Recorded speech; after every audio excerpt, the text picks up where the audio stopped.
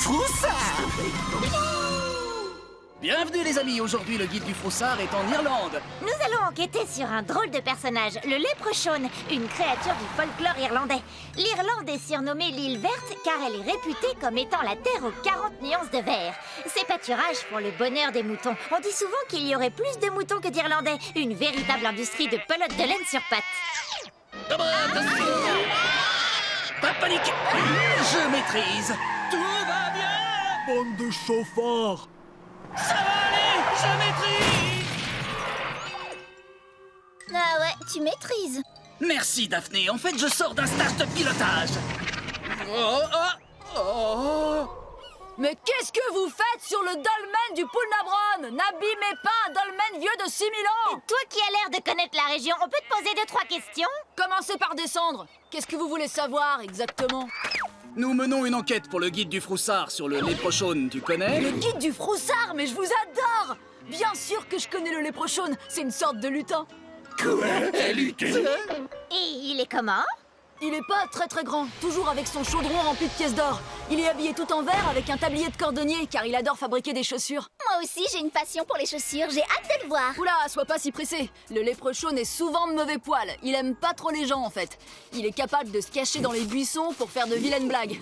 Ah bah moi aussi je fais des blagues, hein, Scooby? Je t'ai bien attrapé. Si vous réussissez à l'attraper, le léprechaune vous accordera 3 vœux contre sa libération. Tout ce qu'on veut.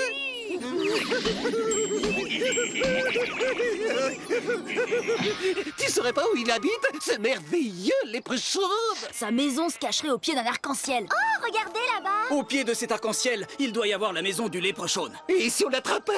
À nous les 3 vœux. Eh oh, Scooby-Gang, faut pas laisser votre fourgonnette là. Nos dolmens sont pas faits pour ça. Les amis, notre enquête avance à grands pas. Une cordonnerie pile poil sous l'arc-en-ciel. Tiens, comme par hasard. Tu as raison, Fred, on connaît la passion de notre lutin pour les chaussures. Je vais interroger le cordonnier.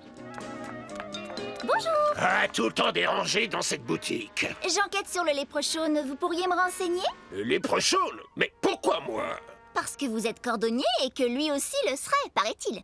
Ah oui, mais lui fabriquerait surtout des chaussures pour les fées qu'il se ferait payer en pièces d'or. Mais si vous n'êtes pas une fée, je ne vous les conseille pas, ces chaussures. Elles sont enchantées, elles font n'importe quoi. Voilà, je vous ai dit ce que je savais. Terminé, ça y est, Fred, le piège à léprechaune est prêt. Apporte l'appât. Une pièce d'or. Je parie qu'il ne pourra pas résister. À nous les vœux, Scooby, prépare ton estomac. C'est vous qui avez creusé ce trou devant mon magasin? Tu es fait, le léprechaune. Pour nous, ce sera hamburger.